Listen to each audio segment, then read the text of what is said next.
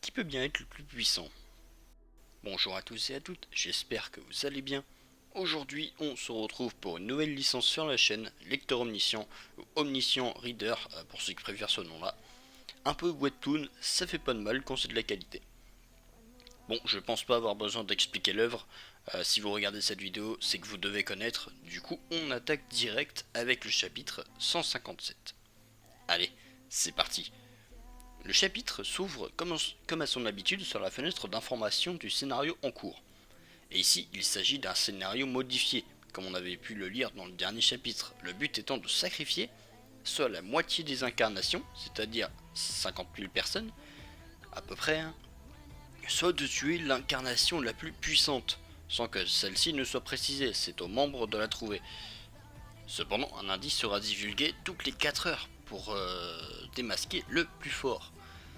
Au final, c'est plutôt une bonne chose, puisque ça fait que personne ne souhaite tuer au hasard. Ça laisse donc un peu de répit et évite toute situation de type traîtrise. J'ai un coup d'épée dans le dos, tout ça on connaît. Bon, finalement, le Dokaibi, voyant que personne n'a la moindre identité sur l'identité du plus fort, justement, il décide de donner un indice. Il s'agit de la 10e personne la plus puissante du dôme de Séoul. On peut aussi théoriser que toutes les 4 heures, un membre du top 10 sera révélé, c'est-à-dire le 9e, le 8e, etc. etc. D'ailleurs, Ligi n'a pas l'air très heureuse de n'être que 10e, mais bon. C'est tous des monstres dans l'équipe de Dogja maintenant, donc c'est pas forcément étonnant. Bon, en voyant l'identité du 10e, pas mal d'incarnations se mettent à regarder Jang Geok, étant le maître de Ji, ce dernier étant actuellement dans un état mental proche de la dépression. Après tout, tous ses plans ont été chamboulés par un homme, mettant tous en dessus-dessous, et maintenant même un scénario qui lui est inconnu a fait son apparition. Après tout, d'après Dogja, ce scénario n'a apparu que beaucoup plus tard dans les retours de Jang Geok.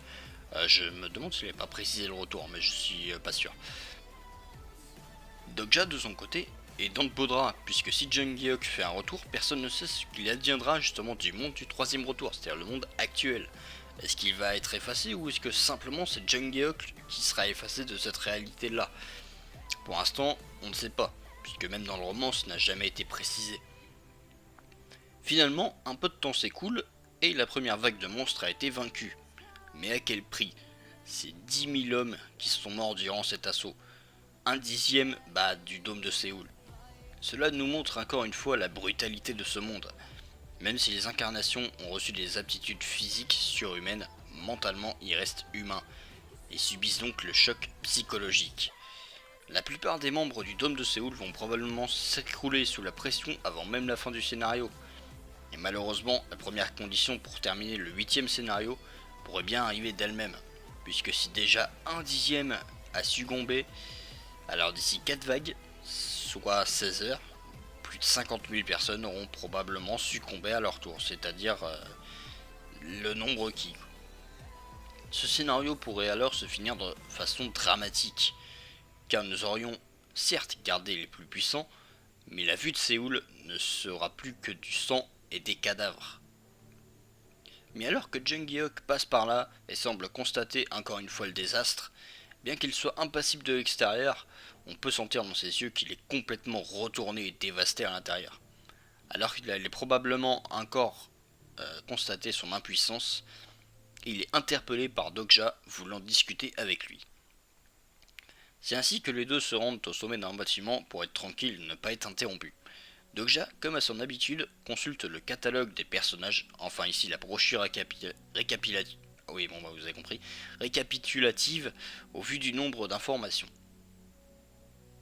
On peut ainsi voir ses compétences plus précisément, on peut d'ailleurs voir qu'il possède le mur de protection de l'esprit, ce qui fait de lui la seule personne avec Dogja à avoir une compétence permettant de se maintenir psychologiquement et donc de ne pas trop sentir le choc de la situation. On peut aussi voir la marque de transmission, et ça m'interpelle, mais j'y reviens juste après. Dogja nous dit que, comme à son habitude, il ne peut pas voir la constellation sponsor de Jang Geok, ce qui est normal puisque l'on apprend que même dans le guide du surveillant, à aucun moment la constellation sponsor de Jang Geok n'est révélée, donc même Dogja n'est pas au courant, et probablement personne d'autre. D'après Dogja, celle-ci aurait pu apparaître dans l'épilogue, mais il n'a malheureusement pas pu le lire puisque puisque ce monde s'est créé avant. Mais alors, l'épilogue ne serait-il pas la conclusion que Dokja voudrait créer? Donnez-moi votre avis en commentaire. D'après l'analyse du roi des moches, enfin pour les aveugles, la constellation du retourneur est probablement bien plus forte que les autres qu'il connaît. Mais cela s'étend-il aux constellations de l'Olympe?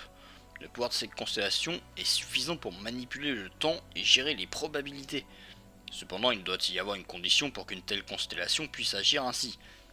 Celle-ci n'a fourni qu'une seule marque à Jungeok, la marque du retour, lui permettant de revenir dans le passé et de recommencer, et ce sans limite, en tout cas de ce qu'on sait. Cela m'amène à dire qu'il n'y a pas d'autres retourneurs, comme certains le pensent, puisque jusqu'à présent, une constellation ne peut sponsoriser qu'une seule personne, il me semble. Mais reparlons de la deuxième marque de notre dépressif, transmission. Je ne pense pas que ce soit une marque permettant de faire de la télépathie. Peut-il transmettre des compétences, voire peut-être même sa marque? Ainsi cela pourrait créer en effet d'autres retourneurs. C'est une possibilité, mais je ne pense pas que ce soit dans le genre de Jungeok de partager. J'ai hâte d'en savoir plus, mais je reparlerai de Jungeok dans la conclusion. J'ai une petite théorie à son sujet. Dans tous les cas, Dokja est sorti de ses pensées par son interlocuteur, lui demandant s'il avait bien un plan pour vaincre Nirvana. Dokja se disant que Jungeok n'a aucune patience, ce qui n'est pas étonnant vu ce qu'il a dû vivre et vu son manque de compassion visible. Et je parle bien de visible. Finalement, Dokja demande à Jungeok de prendre une pause 2 minutes et de regarder le paysage, ce dernier étant méfiant, mais décidant quand même d'y jeter un œil. Cependant, le paysage actuel n'est pas très beau à voir, Jungeok disant que de toute façon, ces choses sont vouées à disparaître, faisant écho à son retour et estimant que ce monde n'a plus aucune chance d'échapper à la destruction. Dokja rétorque que ce sont les choses qu'il doit protéger, ou plutôt qu'il voulait protéger. Jungeok estimant que Dokja ne sait rien, mais bien sûr qu'il sait. L'objectif de Jungeok, empêcher l'effondrement du monde, cependant, sa marque retour est plus une malédiction ici, car à chaque retour pour espérer créer un monde meilleur, il en abandonne un autre voué à la destruction. Finalement, Jungeok souhaite sauver un monde, même si pour ça, il doit abandonner tous les autres.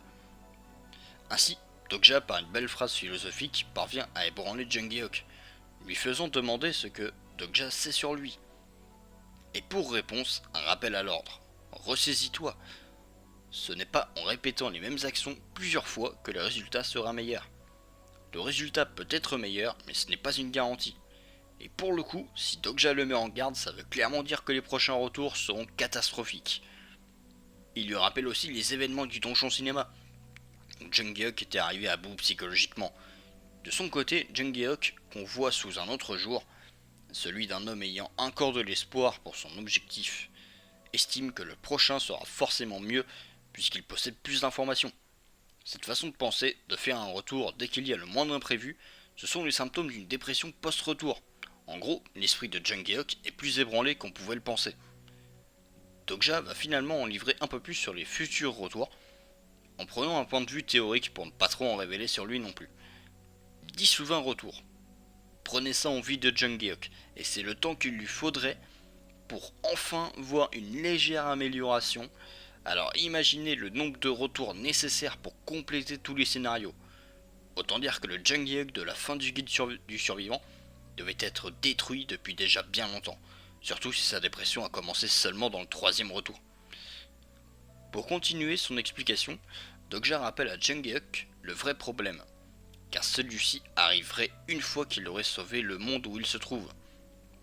Jungeok ne comprend pas, mais écoute attentivement.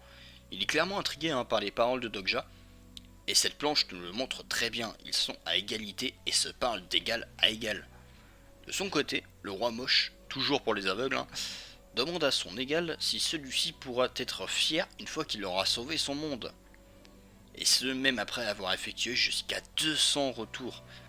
Et là ça fait peur, car c'est probablement le nombre de retours nécessaires pour sauver un monde, d'après le guide du survivant qu'a dû lire Dokja, enfin qu'il l'a lu pardon. Évidemment, Jungeok dit qu'il est impensable qu'il en fasse autant. Enfin, jusqu'à ce qu'il voit le visage sombre de Dokja. Et c'est là qu'il comprend. Ce qu'a dit Dokja jusqu'à présent n'est pas que de la théorie, c'est une prophétie du prophète en carton qui connaît ce monde comme personne ainsi que sa conclusion. Il sait mieux que n'importe qui à quel point Jang-geok devait être dévasté une fois son calvaire fini, car c'était le début d'un nouveau calvaire, un nouveau cauchemar, celui des mondes qu'il n'a pas pu sauver, qui seront là pour le hanter jusqu'à la fin. Bon, au passage, les curieux derrière la porte, vous écoutez quoi là? C'est pas pour vous. Non mais même le vieux Pildu, il écoute aux portes, pas un pour attraper l'autre là-dedans. Au final, Dokja n'a qu'une conclusion à soumettre. Vit ce retour comme il se doit. Plus précisément, ici, il a l'aide de Dokja qui certes change tout le monde, mais il sait également tous de ce fameux monde qu'il crée. Le meilleur moyen d'arriver au bout, c'est d'être à ses côtés. Et c'est là pour moi que les places vont sérieusement commencer à s'inverser, Dokja devenant le réel personnage principal et Jang-geok le secondant. Mais alors que le roi de la ruse est complètement déstabilisé par les paroles de Dokja, qui ont clairement dû changer beaucoup de choses sur sa perception du monde. Ce dernier rajoutant que Jang-geok devait en faire encore plus que Yuseung, je sais pas comment ça se prononce, qui a dû errer pendant des centaines d'années. Dokja en rajoute en demandant à Jang-geok de se comparer lui aujourd'hui avec celui qui était au départ.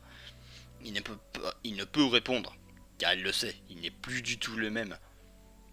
Alors j'imagine bien le premier Jang-geok qui devait quand même être peut-être plus souriant et tout quoi. Et finalement, Dokja l'achève en lui disant que ce retour pourrait bien être le seul à avoir une conclusion, tout en gardant un Jang-geok humain. Conclusion qui sera apportée par Dokja. Bon, malgré toutes ces belles paroles, on sait tous que Dokja est vraiment en flip actuellement. Hein. Pas étonnant, il risque de disparaître au moindre caprice, le pauvre. Mais en même temps, la question a un double sens. Car Jang-geok a enfin quelqu'un avec qui il peut être d'égal à égal. Ce qui n'a jamais dû être le cas dans le guide du survivant, et même durant de son retour, je pense. Dokja n'est pas simplement là pour faire beau, mais est là pour sauver Jang-geok et le monde. S'il est apparu au troisième retour, ce n'est pas pour rien, car à partir du quatrième retour, Jang-geok est probablement devenu un monstre suite à ses échecs à la chaîne. En gros, le quatrième retour, c'est le retour sans retour. C'est-à-dire qu'à partir de là, Jang-geok abandonne son humanité. Le roi de la ruse parvient alors à se ressaisir mentalement. Il est désormais plus enclin à faire confiance à Dokja, bien qu'il lui faisait déjà grandement confiance avant en réalité. Pour en finir avec cette discussion stressante, l'arrivée des malfrats écoutant en porte. Et Pildu disant que les enfants ne devraient pas se mêler d'une discussion entre hommes, mais lui il fait quoi exactement? Il chasse les mouches? Bon, finalement Jang-geok rattrape la situation en expliquant qu'il préparait un plan pour ce scénario. Ji est alors intrigué. Pour Jang-geok, c'est simple. Ce scénario se finira quand le plus fort mourra. Disons ceci en regardant Dokja, car en effet Dokja est le plus fort selon moi, mais j'y reviendrai en conclusion. Bon, malgré tout, Jang-geok est Jang-geok, hein. Il ne peut pas dire que Dokja est le plus fort devant tout le monde. Bon, à côté, Dokja comprend aussi qu'il ne pourra pas l'avouer, hein, et ses deux gosses étant de son côté. Bon, clairement, les deux petits risquent de l'appeler papa à la fin de l'œuvre, hein, vu comment ils sont attachés à lui, hein, littéralement. Mais d'un coup, Dokja comprend que Jang-geok a dans l'idée de potentiellement mourir pour stopper le scénario. Et là, ça devient intéressant. Car normalement, Jang-geok ne peut pas ressusciter dans le même retour, tout du moins à notre connaissance. Mais se pourrait-il qu'il soit aussi capable de le faire avec sa marque? Ou est-ce son sabre qui lui en donne la possibilité, puisque celui-ci vient de l'hydre à 9 têtes? A-t-il gagné quelques vies qui auraient été absorbées par la lame? Je sais pas, donnez-moi votre avis sur ça en commentaire. Bon, malgré tout, je pense que je ne pense pas que Jang-geok soit le plus fort. Il n'est même que troisième selon moi, et ça risque de choquer si dans les indices pour l'identité, il voit qu'il est classé troisième. Hein. Et ça va pas choquer que lui à mon avis. De son côté, Dokja fait son jaloux, hein, puisque même dans la volonté de mourir, Jang-geok reste classe. C'est l'atout du personnage principal, mon pauvre. Mais bon, pour mourir sans trop de pression, Dokja est plutôt fort aussi. Hein. Pour le coup, il a pas trop à se plaindre pour ça. Mais bon, il faut garder les pieds sur terre et ne pas trop vite partir en besogne. Pour l'instant, rien ne garantit que Jang-geok est le plus fort selon Dokja, estimant qu'il est lui aussi sur la liste. Évidemment, cela attire le rire de Ji, hein, moqueuse, mais bon, je rappelle qu'elle n'a pas vu Dokja à fond, donc son avis n'est pas à prendre en compte, tout simplement. Évidemment, Dokja pense probablement être le plus fort au fond de lui. Et si ce n'est pas le cas, il s'arrangera pour le devenir en gardant le contrôle du scénario. À côté, Dokja propose aussi Nirvana, qui dominait le combat. Et pour le coup, même Jungkook ne peut contester, bien qu'il parle d'incompatibilité pour éviter de dire qu'il est moins fort. Mais avant de désigner qui est le plus fort, quels sont les critères justement? Les stats ou alors le gagnant d'un combat? Est-il considéré comme le plus puissant? D'après Dokja, ils prennent en compte la force globale, donc les stats, mais aussi les compétences probablement, tout en disant que cela peut changer avec un combat, le gagnant devenant le plus fort. Je pense qu'on peut prendre ça au sérieux puisque c'est Dokja qui le dit, et ça a probablement dû être expliqué dans le guide du survivant. En même temps, les mots du Dokaibi intriguent, celui-ci ayant affirmé que le plus puissant saura se reconnaître. Cependant, Jungkook n'a rien ressenti de spécial, et Dokja non plus, bien que pour lui je pense que c'est plus compliqué. Après, le Dokaibi voulait peut-être juste mettre des bâtons dans les roues, c'est une possibilité, ils sont pas forcément super gentils. Dokja en conclusion affirme donc que c'est une bonne chose. Et puis pour l'instant, il n'y a aucun intérêt à voir mourir Jungkook. Dokja suppose ainsi que Nirvana soit considéré comme l'incarnation la plus puissante, il serait donc normal de vouloir l'éliminer lui, étant une menace.